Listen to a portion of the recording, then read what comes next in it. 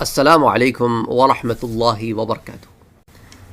اگر آپ پہلی دفعہ اس چینل پر آئے ہیں تو اس چینل کو سبسکرائب کرنا نہ بھولیں، نوٹیفیکیشن بیل آئیکن پر کلک کرنا نہ بھولیں تاکہ آپ کو ریگولر نوٹیفیکیشن اپڈیٹس مل سکیں۔ اس چینل پر اللہم صلی علی سیدنا محمد وعلی آل محمد، رب اشرح لی صدری ویسر لی امری واحلل عقدۃ من لسانی یفقہوا قولی۔ آج کے لیکچر میں ہم یمن کی حکومتوں کے بارے میں تھوڑا سا پڑھیں گے تاکہ ہمیں پتہ چلے کہ یہاں پر مختلف ادوار کس طرح گزرے۔ تو ہم زیادہ پیچھے نہیں جائیں گے، رسول اکرم صلی اللہ علیہ وسلم کی بعثت سے چند سو سال قبل جائیں گے، جب ملک سبا پر، ملک یمن پر، حکومت سبا میں ربیعہ بن نصر کا زمانہ تھا۔ اور یہ سد معارف کے بعد کی بات ہے کہ جب جس طرح کہ ہم اس شخص کے بارے میں پڑھ چکے ہیں، عمر بن عامر، وہ یمن سے نکلا اور اس کے بعد سد معارف کا پہ سیلاب آیا اور بند ٹوٹا، اور اس کے بعد اللہ کی نعمتیں ان سے چھن گئیں، اور وہاں جہاں پہ لہلہاتے ہوئے سرسبز و شاداب کھیت ہوا کرتے تھے وہاں پہ ویرانے ہو گئے۔ تو یہ اس زمانے کی بات ہے کہ ربیعہ بن نصر نے خواب دیکھا، اور اس نے اس خواب کا کسی پہ ذکر نہیں کیا، بلکہ اس نے یہ کہا کہ مجھے ایک ایسے شخص کے بارے میں بتاؤ جو میرے بغیر بتائے میرے خواب کو بھی جانچے اور اس کا مطلب بھی مجھ پہ بیان کرے۔ تو اس کے جتنے رہبان تھے انہوں نے کہا کہ بھئی دیکھیں، ہم تو اس بارے میں ایسا علم نہیں رکھتے، اگر آپ خواب بتا دیں تو ہم شاید اس کی تعویل کر دیں۔ انہوں نے کہا نہیں، ربیعہ نے کہا نہیں، خواب تو نہیں بتاتا میں۔ تو انہوں نے کہا ٹھیک ہے، اگر ایسا معاملہ ہے تو ایک شخص ہے جس کا نام ہے سطیح، اور ایک اور شخص ہے اس کا نام ہے شق،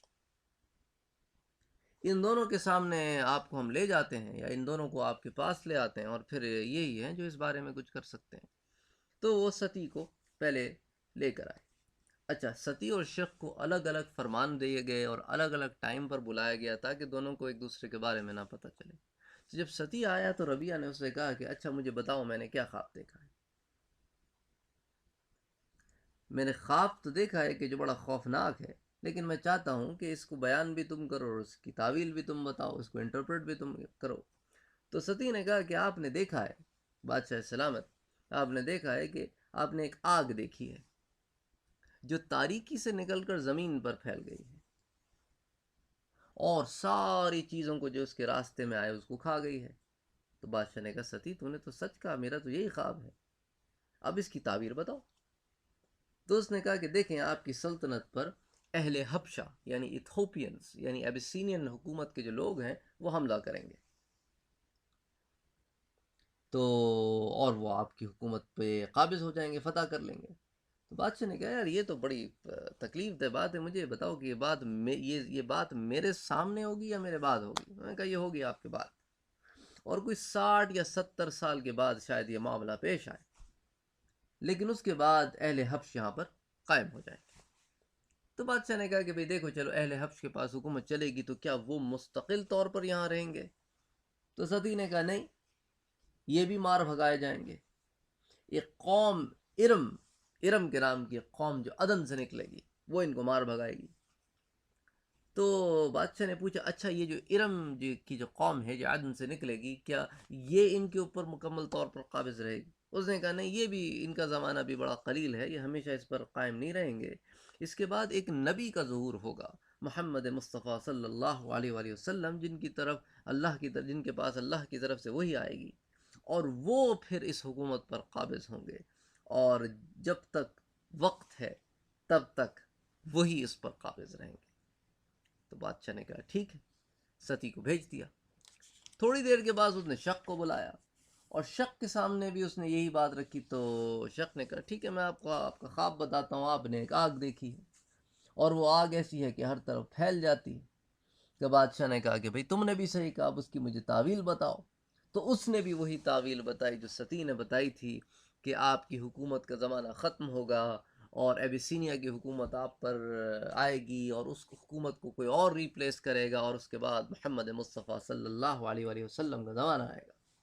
تو ربیعہ بن نصر اتنا ڈر گیا اس معاملے سے کہ اس نے اپنے تمام اولاد کو اور سارے خاندان کو لیا اور کہنے لگا کہ بھئی آپ لوگ ایسا کریں، نارتھ کی طرف نکل جائیں، یعنی یہ تو یمن ساؤتھ میں ہے نا، اب نارتھ کی طرف نکل جائیں، میں آپ کے لیے خط لکھ دیتا ہوں تو اس نے ہیرا، عراق کے قریب ایک علاقہ ہے ہیرا، وہاں کے گورنر کو، بادشاہ کو لکھا کہ آپ جو ہے وہ ان کے لیے کچھ کریں، تو اس نے ان کو ہیرا کے مقام پر عراق کی طرف بسایا، اور پھر ربیعہ بن نصر کا زمانہ ختم ہو گیا۔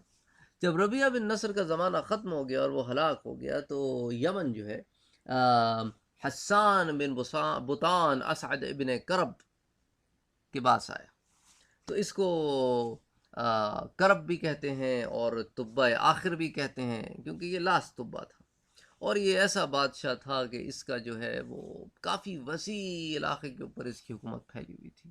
یعنی آپ سمجھ لیں یمن سے لے کر مدینہ تک اس نے سڑک بنائی تھی جس پہ وہ ٹریڈنگ کرتا تھا، اور یہی معاملہ تھا کہ وہ مدینہ سے آتے جاتے رہتے تھے، کوئی معاملہ نہیں تھا۔ تو ایک دن وہ مدینہ سے گزرے، اس سے اپنا بچہ یہاں پہ چھوڑ دیا، اور کسی نے اس کے بچے کو دھوکے سے قتل کر دیا، تو اس نے مدینہ پہ حملہ کر دیا۔ وہ اللہ کے بندے نے جب مدینہ پہ حملہ کیا تو دن بھر مدینہ والے اس سے لڑتے، یعنی کمال کی بات ہے نا، تو اللہ کے انتظامات ہوتے ہیں۔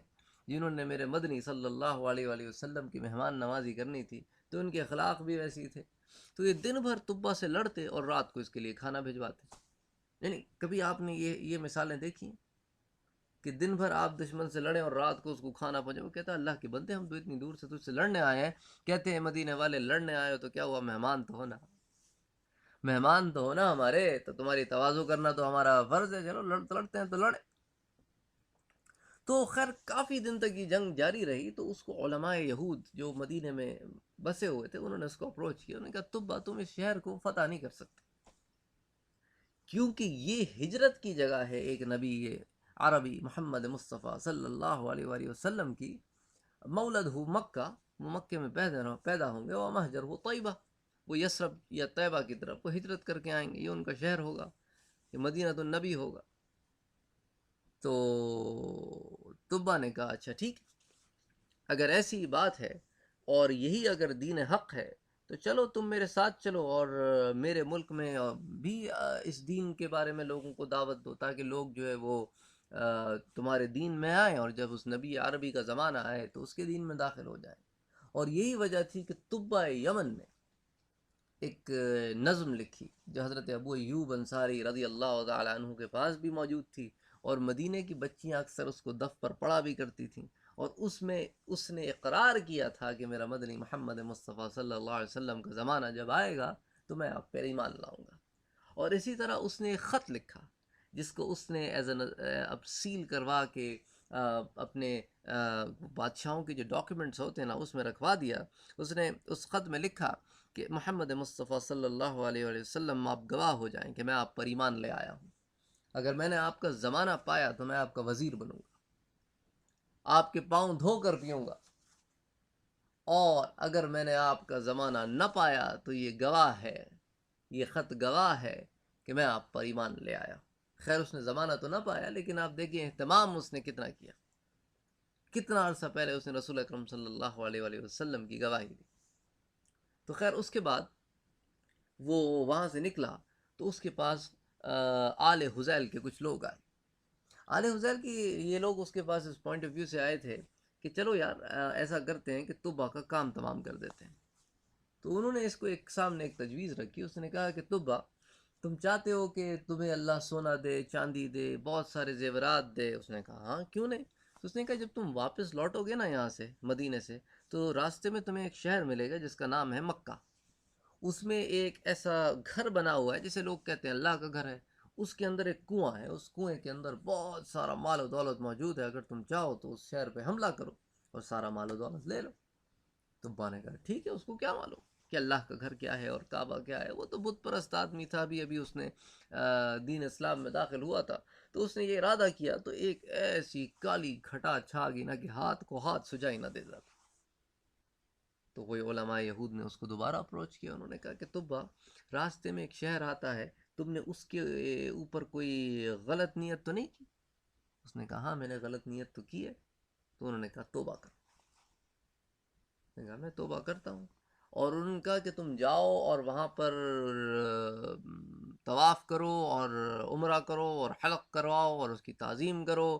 تو طبہ نے کہا یار یہ تو باتیں میں شاید کروں یا نہ کروں، لیکن یہ ہے کہ میں اپنے اس بات سے توبہ کرتا ہوں کہ میں اس شہر پر حملہ نہیں کروں گا۔ تو انہوں نے کہا کہ دیکھو وہ اللہ کا گھر ہے، اور وہ اللہ کا پہلا گھر ہے، اور یہ وہ جگہ ہے جہاں پہ اللہ نے اپنے نبی کو مبعوث فرمانا ہے، تو تم اس شہر کو کچھ نقصان نہیں پہنچا سکتے۔ تو تبع یمن نے کیا کیا کہ وہ آل حزیل کے جو لوگ تھے ان کو بلوایا، اور ان کے ہاتھ پیر سارے کاٹ کے نا پھر ان کو چھوڑ دیا کہ اچھا اب جاؤ، اور یہ تمہاری سزا ہے۔ اس کے بعد وہ مکہ آیا، اس نے مکے کی تعظیم بھی کی، تکریم بھی کی، اس کا طواف بھی کیا، یہاں پہ بہت سارے جانور بھی ذبح کیے، لوگوں کو کھلائے پلائے بھی۔ اچھا، حضرت ابراہیم علیہ السلام نے جو کعبۃ اللہ بنایا تھا نا، اس کی چھت بھی نہیں تھی اور دروازہ بھی نہیں تھا، بلکہ دروازے کی جگہ ایک ایسی اوپننگ تھی، بس یعنی کہ آپ سمجھ لیں ایک اوپننگ تھی، اس میں سے لوگ اندر جاتے تھے باہر آتے تھے، تو کوئی طریقہ نہیں تھا اس کی حفاظت کا۔ تو اس نے کیا کیا، اس اوپننگ پر دروازہ بنا دیا تاکہ ایک سیکیورٹی ہو جائے، جو چیز اندر ہے وہ محفوظ رہے۔ اور اس دروازے کے اوپر اس نے تالا بھی بنایا۔ اس زمانے میں تالا بنانا ایک آرٹ تھا، ایک کمال کی بات تھی۔ آج تو بہت عام تالے مل جاتے ہیں، تو اس نے تالا بنایا، اس کی چابی بنائی، ان سے کہا کہ دیکھو اس کو بند رکھا کرو تاکہ اس کی سیکیورٹی ہو، پروٹیکشن ہو، اندر جو مال ہے وہ محفوظ رہے۔ اچھا، اس کے بعد اللہ تعالیٰ نے اس کو ایک خواب دکھایا۔ اللہ نے اس کو خواب دکھایا کہ بھئی آپ جو ہے وہ کعبۃ اللہ کے اوپر غلاف چڑھائیں۔ تو اس نے کعبۃ اللہ کے اوپر کھدر کا غلاف چڑھا دیا۔ اگلے دن اس کو خواب آیا کہ نہیں، اس سے اچھے کپڑے کا غلاف چڑھائیں، تو اس نے اس سے بہتر کپڑے کا غلاف چڑھایا۔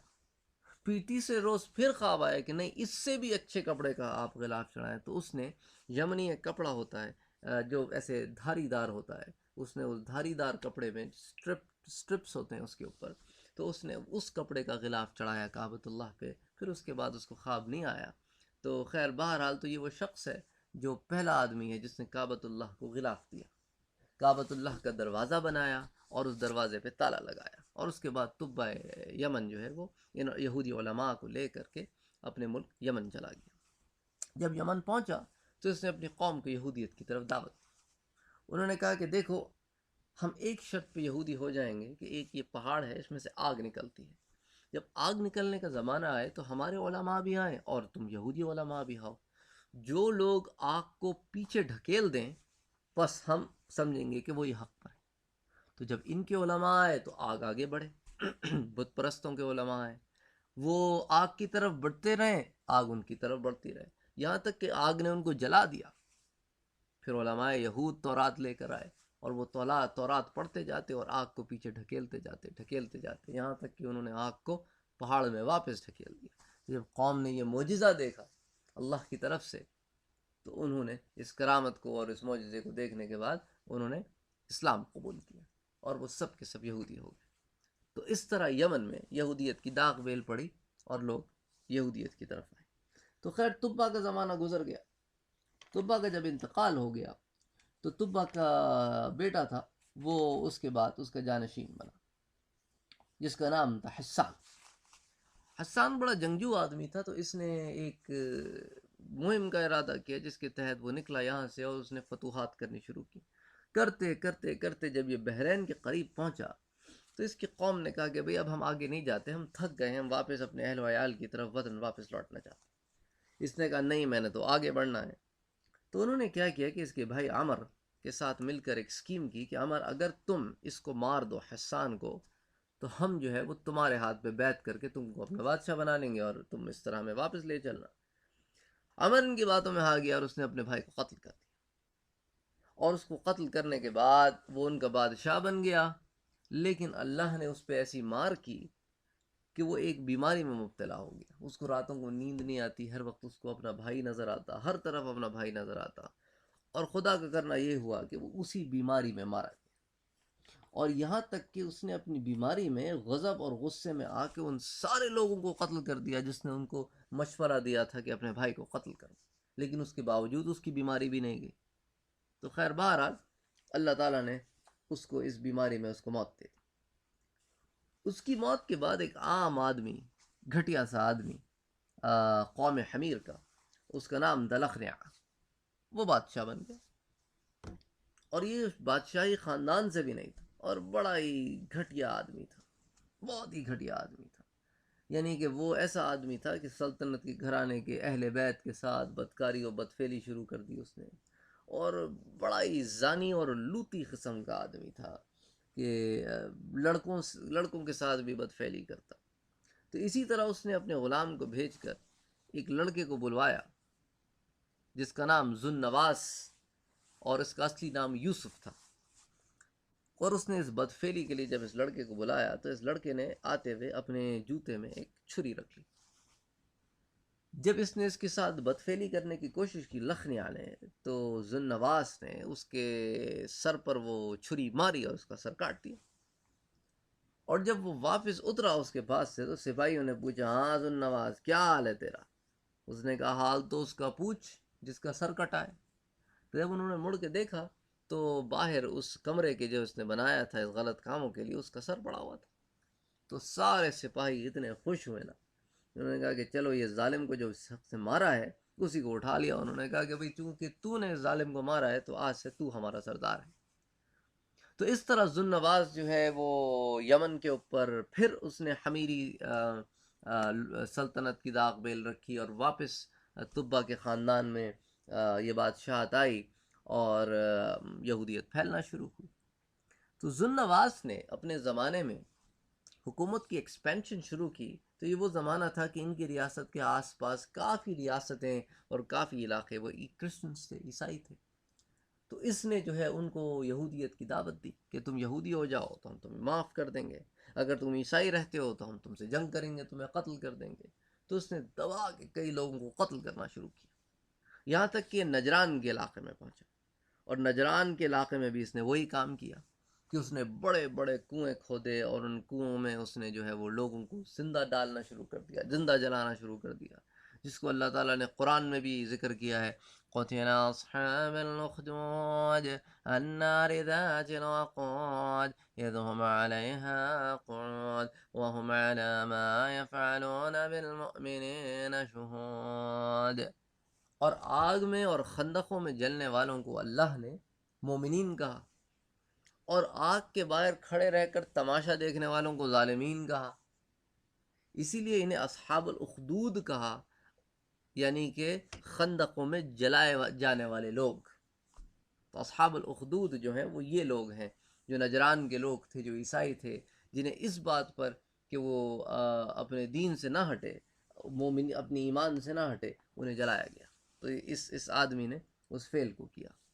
تو خیر بہرحال انشاءاللہ ہم آئندہ لیکچرز میں یہ پڑھیں گے کہ نجران میں عیسائیت کیسے پھیلی، اور نجران کے آس پاس کے لوگ عیسائی کیسے ہوئے، اور باقی کون کون سی عیسائی ریاستیں وہاں پر موجود تھیں، اور یہ کہ پھر ذو النواس کا کیا حشر ہوا۔ وما علینا الا البلاغ۔ اللہم صلی علی سیدنا محمد۔